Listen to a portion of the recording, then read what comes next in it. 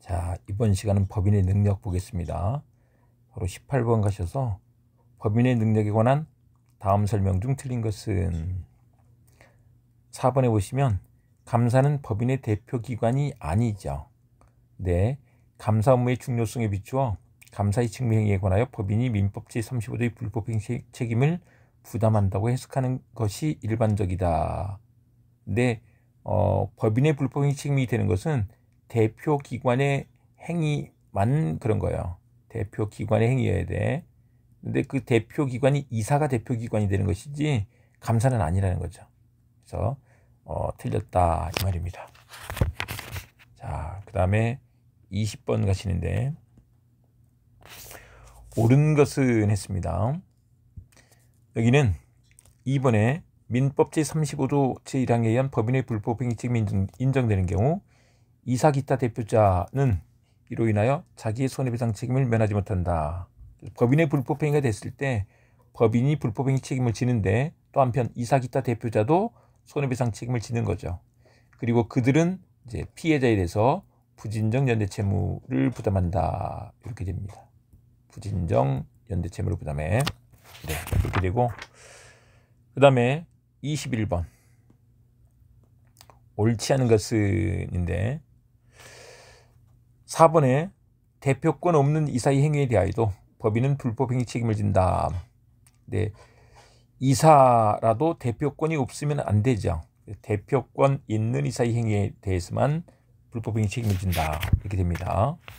네, 그래서 4번 정답. 그 다음에 22번 문제로 가시면 옳지 않은 것은 또 틀렸죠. 1번 대표권 없는 이사가 타인에게 손해를 가한 경우에도 법인의 불법행위가 성립한다. 똑같이 1번 정답. 그 다음에 23번 문제로 가시면 법인의 기관에서 옳은 것 나와 있는데 기억본 갑과 을의 이익이 상반하는 사항에 관하여는 을은 대표권이 없다. 예, 대표권이 없다 맞죠. 이익 상반에 대해서 대표권이 없어지고 그때는 이제 특별 대리인을 선임해서 특별 대리인이 대표하게 해야지 되죠. 예, 그래서 기억본 맞고 니은번 갑의 정관에 이사의 해임 사유에 관한 규정이 있는 경우 정관에다가 해임 사유를 정해놨어. 그러면 정관에서 정하지 아니한 사유로 해임할 수는 없다. 정관이 정하지 아니한 사유로 해임할 수는 없다.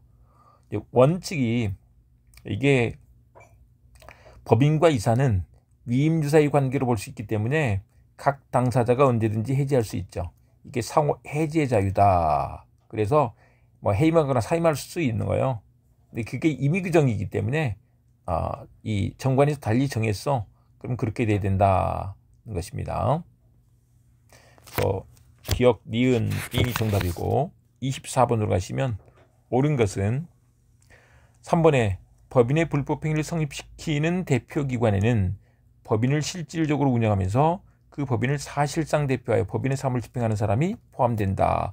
사실상 대표를 인정하죠.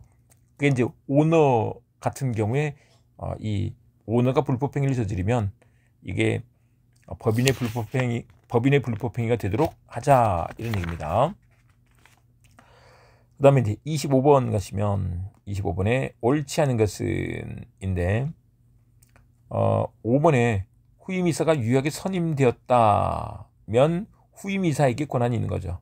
그 선임의 효력을 둘러싼 다툼이 있다고 해서 구이사만 직무수행권을 가진다라고 하면 안 된다 이 말인 거죠. 다툼은 별개로 진행하되 후임이사가 대표권을 가진다 이렇게 보는 게 맞죠.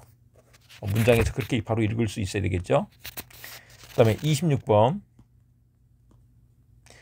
옳지 않은 것은 1번에 이사의 직무대행자가 법원의 허가를 얻지 않냐고 법인의 통상사업에 속하지 않은 행위란 경우 법인은 제3자에 대하여 책임을 져야지 되죠.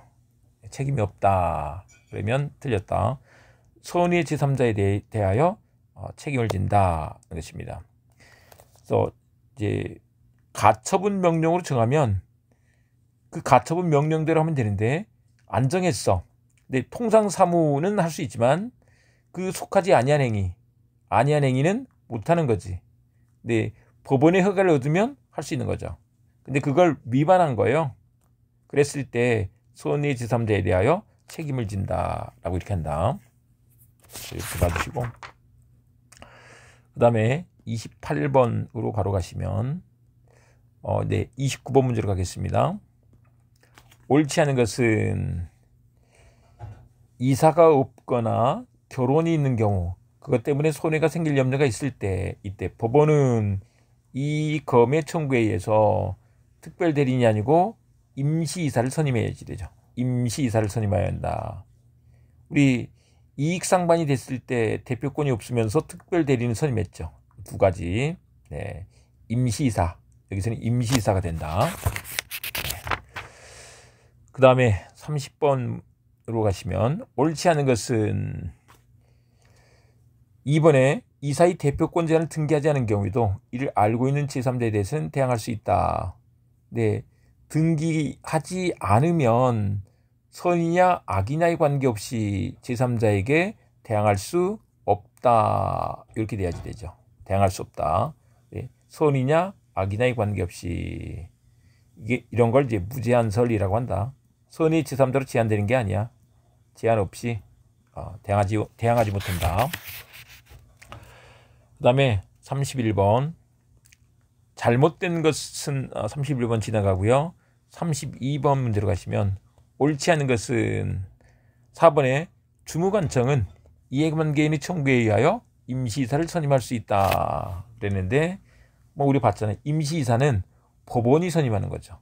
주무관청이 아니다라는 것이다. 네, 그래서 4번 정답이고, 그 다음에 33번 옳은 것은 대표자 2번 대표자의 임기 만료 후 대표자의 개임이 없었다면 유임 내지 중임이 금지되지 않는 한 그 대표자를 묵시적으로 다시 선임한 것으로 볼 수 있다. 네, 이 판례도 하나 알아두시고, 그 다음에 34번 가시면 옳은 것은 인데요. 2번에 정관에 다른 규정이 없는 경우 사원은 서면이나 대리인으로 결의권을 행사할 수 있다. 서면으로 할 수도 있고 대리인으로 결의권을 행사할 수도 있다는 것입니다. 요건 그냥 조문 문제로서 한번 그냥 봐두시면 돼요. 그 다음에 35번도 종종 나오는 유형이죠. 이 문제 말고도 많이 있습니다. 5월 20일 10시에 A사단법인의 사원총회가 열린다면 그 소집 통지는 언제까지 해야 되느냐? -8 발신주의. 네, 그래서 5월 12일 자정까지 발송해야 돼. 발신주의. 발신주의 적용되는 거 우리 제사인수 경무 있죠? 제사인수 경무. 네, 그래서 발신주의가 된다. 네, 이렇게 해두시고, 그 다음에 36번 옳지 않은 것은 4번에 이사의 대표권에 대한 제한은 등기를 하지 않더라도 정관에 기재함으로써 제3자에게 대항할 수 있다.